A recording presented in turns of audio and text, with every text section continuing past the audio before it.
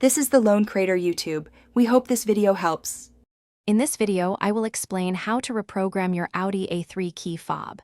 First, gather all your existing key fobs for the vehicle. Make sure your car battery is fully charged to avoid interruptions. Locate both the vehicle's ignition and the door lock mechanism, as you'll be using both during the process. This preparation ensures a smooth and successful reprogramming. To begin the manual reprogramming, insert a working key into the ignition. Turn the ignition on, then immediately turn it off within 5 seconds. Remove this key and quickly insert the new key fob you wish to program. Now, press and hold the unlock button on the new key fob. You'll need to keep this button pressed during the next step. While still holding the unlock button, press the lock button 3 times. After the third press, release the unlock button. The car should give a signal like flashing its lights to confirm the programming.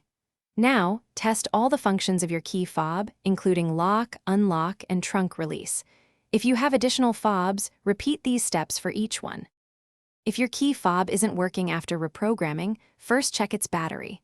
A low battery is a common issue. For more complex problems, or if you're uncomfortable with the process, it's always best to consult a professional Audi technician. Remember, a properly functioning key fob adds convenience and security to your vehicle. Also, for an amazing upgrade to your home cleaning, check out the Shark AI Ultra Robot Vacuum. You can find a link to this and other great deals in the description below. Thanks for watching. Consider subscribing if we helped you.